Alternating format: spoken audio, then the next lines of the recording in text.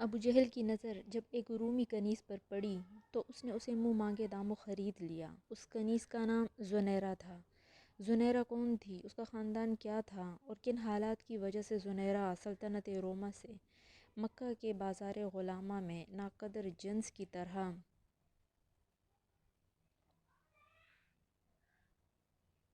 فروخت ہو گئی، ان باتوں سے ابو جہل کو نہ کوئی دلچسپی تھی اور نہ ہی جاننا چاہتا تھا۔ ایک روز بہت عجیب بات ہوئی۔ ایک مرتبہ زنیرہ اونٹوں کو چارہ ڈال کر پلٹ ہی رہی تھی کہ اسے اپنے آقا کی آواز آئی جو مالکن سے بات کر رہا تھا۔ محمد صلی اللہ علیہ وآلہ وسلم جو ہمارے سامنے پلا بڑھا ہے، ہماری ہی طرح زندگی گزارتا ہے، اب وہ کہتا ہے کہ اللہ اس سے کلام کرتا ہے، اس پر وحی نازل کرتا ہے، اس کے پاس جبرائیل فرشتہ آتا ہے۔ آقا کی آواز کے ساتھ ہی قہقہہ بلند ہوا۔ زنیرہ کو دیکھتے ہی مالکن نے رعبدار آواز سے اسے بلایا، او زنیرہ ادھر آ اور میرے پاؤں دبا۔ زنیرہ سعادت مندی سے مالکن کے پاس گئی اور پاؤں دبانے لگی۔ کچھ دیر بعد مالکن نے ابو جہل سے پوچھا، محمد صلی اللہ علیہ وآلہ وسلم نے ایسا کب کہا؟ ابو جہل نے کہا، آج ابھی محمد صلی اللہ علیہ وآلہ وسلم نے مکہ کے سارے اکابرین کو بلوایا تھا پہاڑ کے قریب۔ اس نے پوچھا کہ اگر میں کہوں کہ اس پہاڑ کے پیچھے سے دشمن کی فوج آ رہی ہے تو کیا تم یقین کرو گے؟ سب نے محمد صلی اللہ علیہ وآلہ وسلم کے گزشتہ کردار کو دیکھتے ہوئے کہا، ہاں ہم یقین کر لیں گے،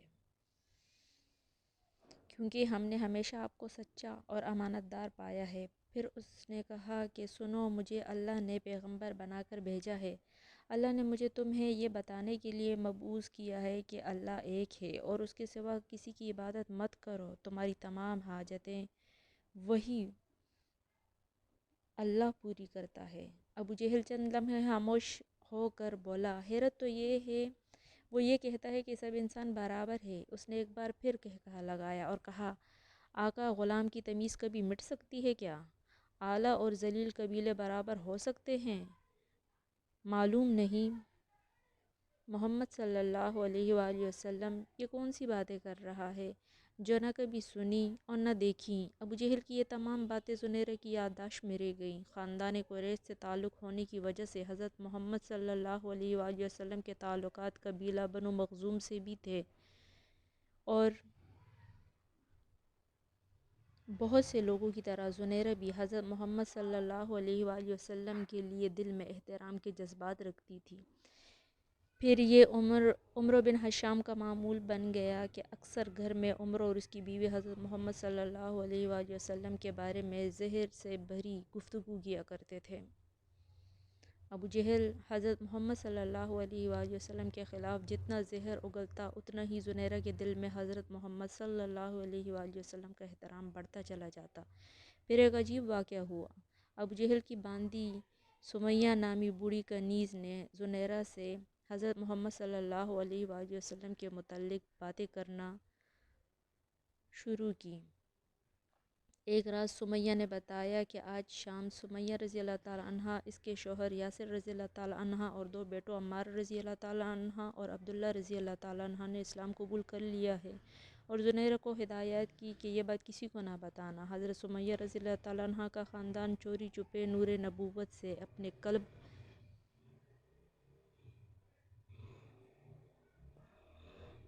و روح کو منور کرتا رہا۔ سمیہ رضی اللہ تعالیٰ عنہ نے زنیرہ کو بتایا کہ رسول اللہ صلی اللہ علیہ وآلہ وسلم اللہ تعالیٰ کا یہ پیغام لے کر آئے ہیں کہ اللہ ایک ہے، اللہ ہی کی عبادت کرو اور اپنے تصور و خیال سے بنائے گئے تمام بتوں کو توڑ پھینکو۔ اللہ تعالیٰ نے تمام انسانوں کو آزاد پیدا کیا ہے اور سب انسان آپس میں برابر ہے۔ نہ عربی کو عجمی پر فوقیت حاصل ہے، نہ ہی عجمی عربی سے بڑھ کر ہے۔ اللہ تعالیٰ کے نزدیک بزرگی کا صحیح حقدار و پسندیدہ وہ ہے جو متقی ہو، جس کے اندر اللہ تعالیٰ کی صفات کا نور ہو۔ ان تمام باتوں میں زنیرہ کے بے شمار سوالوں کا جواب موجود تھا۔ ایک روز وہ کسی طرح حضرت سمیہ رضی اللہ تعالیٰ عنہ کے ساتھ بارگاہ رسالت میں حاضر ہوئی۔ سراپا محبت و رحمت ہستی نے شفقت سے اس کے سر پہ ہاتھ پھیرا۔ اور دعائیں دی۔ برسوں محبت کے لیے ترسی ہوئی زنیرہ کی آنکھیں ڈبڈبا گئیں۔ دل میں دبی ہوئی محرومیوں کا آتش فشاں گویا پھٹ پڑا اور وہ پھوٹ پھوٹ کر رونے لگ گئی۔ اس کے وہم و گمان میں بھی نہیں تھا کہ کوئی اس غلام کو محبت سے بھی دیکھ سکتا ہے۔ نور نبوت کی ضیاء پاشیوں سے زنیرہ کا باطن آفتاب کی طرح روشن ہو گیا تھا۔ دل تو نہ جانے کب سے اس خدائی پکار پر سر تسلیم خم کر چکا تھا۔ اب وہ ایک معمولی کنیز سے رسول اللہ صلی اللہ علیہ وآلہ وسلم کی عظیم المرتبت صحابیہ زنیرہ رضی اللہ تعالیٰ عنہا بن گئی۔ رسول اللہ صلی اللہ علیہ وآلہ وسلم نے حضرت زنیرہ رضی اللہ تعالیٰ عنہا کو اللہ تعالیٰ کے قرب کے چند طریقے مرحمت فرمائے اور تاکید فرمائی کہ ابھی اپنے قبول اسلام کا اعلان نہ کرے۔ زنیرہ رضی اللہ تعالیٰ عنہا کی دولت ایمان سے سرفراز ہونے کے بعد واپس آ گئی، لیکن عشق چھپائے نہیں چھپتا۔ ابو جہل کو آخر معلوم ہو ہی گیا کہ زنیرہ مسلمان ہو گئی ہے اور عشق حقیقی پر قدم رکھ دیا ہے۔ پھر اس کی جہالت اور ظلم کا وہ باب کھلا جس کی وجہ سے اس کا نام ابو جہل مشہور ہو گیا، اور آج بھی اس کا اصل نام عمرو بن ہشام بہت کم لوگ ہی جانتے ہیں۔ ابو جہل نے حضرت زنیرہ رضی اللہ تعالیٰ عنہا پر ظلم و ستم کے پہاڑ توڑنا شروع کر دیے۔ ابو جہل حضرت زنیرہ رضی اللہ تعالیٰ عنہ کو اتنی بری طرح زد و کوب کرتا کہ وہ بے ہوش ہو جاتی۔ وہ مار مار کر تھک جاتا، مگر اللہ تعالیٰ کی یہ نیک اور صابر بندی سب کچھ سہ لیتی، مگر پائے استقلال میں ذرا بھی لغزش نہ آتی۔ ابو جہل ہر روز نئے نئے طریقوں سے مظالم کرتا، کبھی کئی دن تک کھانے کا ایک لقمہ بھی نہ دیتا، کبھی سونے پر پابندی لگا دیتا اور اونگ آتے ہی کھال تک نوچ لینے والی چھڑی سے مار مار کر لہو لہان کر دیتا۔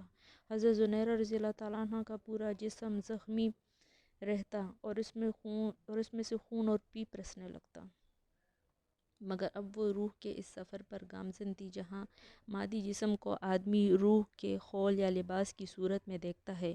رسول اللہ صلی اللہ علیہ وآلہ وسلم کو جب حضرت زنیرہ رضی اللہ تعالیٰ عنہا کے اوپر ہونے والے مظالم کی خبر پہنچتی تو غمگین ہو جاتے۔ ایک مرتبہ آپ صلی اللہ علیہ وآلہ وسلم کے ایما پر حضرت ابو بکر صدیق رضی اللہ تعالیٰ عنہ ابو جہل کے پاس گئے تاکہ انہیں خرید کر آزاد کر دے، اور اس سے کہا کہ زنیرہ کو فروخت کر دو، مگر وہ ایک کینہ پرور شخص تھا، لہٰذا اس نے حقارت سے انکار کر دیا۔ اس کا ظلم و جبر یہاں تک بڑھا کہ حضرت زنیرہ رضی اللہ تعالیٰ عنہا کی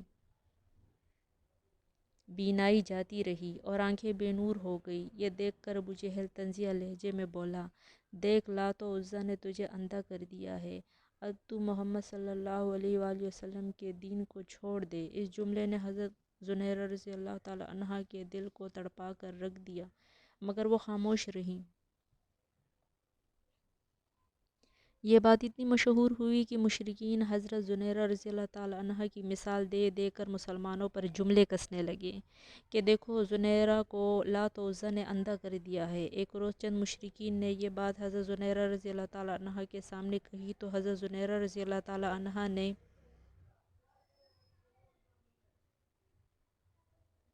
تڑپ کر کہا، خدا کی قسم لات و عزیٰ لکڑی و پتھر کے بت ہیں، وہ کیا جانے کہ کون انہیں پوج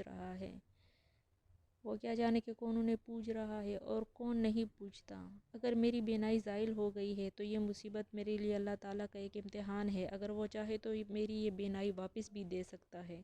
حضرت زنیرہ رضی اللہ تعالیٰ عنہ کی بات سن کر سارے مشرکین نے طنزیہ قہقہہ لگایا اور زیادہ مضحکہ خیز انداز میں حضرت زنیرہ رضی اللہ تعالیٰ عنہ کی یہ بات سب کو ہنس ہنس کر بتانے لگے۔ پورے دن حضرت زنیرہ رضی اللہ تعالیٰ عنہ کی اس بات کا تذکرہ کر کے شرک کے پیروکار قہقہے لگاتے رہے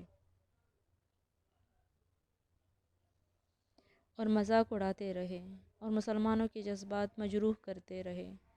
اگلے روز حضرت زنیرہ رضی اللہ تعالیٰ عنہا سو کر بیدار ہوئی تو ان کی بے نور آنکھوں میں روشنی آ چکی تھی، اب ان کی بینائی پہلے سے کہیں زیادہ تیز تھی۔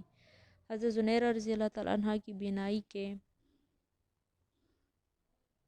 واپس لوٹنے کی خبر مکہ میں جنگل کی آگ کی طرح پھیل گئی۔ کل تک جو لوگ حضرت زنیرہ رضی اللہ تعالیٰ عنہ کی بات کا مزہ لے لے کر مضحکہ اور تمسخر اڑا رہے تھے، انہیں سانپ سونگھ گیا تھا۔ خصوصاً ابو جہل تو شرم کے مارے گھر سے ہی نہ نکلا۔ اسی روز حضرت ابوبکر صدیق رضی اللہ تعالیٰ عنہ ابو جہل کے پاس دوبارہ آئے اور کہا کہ اگر تم زنیرہ کو فروخت کر دو تو میں اس کے دگنے دام دوں گا اور تم اس سے زیادہ طاقتور اور محنتی کنیز خرید سکو گے۔ ابو جہل زنیرہ کو مزید اپنے پاس نہیں رکھنا چاہتا تھا۔ ویسے بھی اسے اپنی ہی بات کی وجہ سے شرمندگی اٹھانی پڑی تھی، اس لیے اس سے کئی گنا زیادہ دام پر حضرت زنیرہ رضی اللہ تعالیٰ عنہ کو فروخت کر دیا اور حضرت ابوبکر صدیق رضی اللہ تعالیٰ عنہ نے انہیں آزاد کر دیا۔ اللہ پاک ہم سب کے دلوں کو ایمان کی روشنی سے منور کر دے۔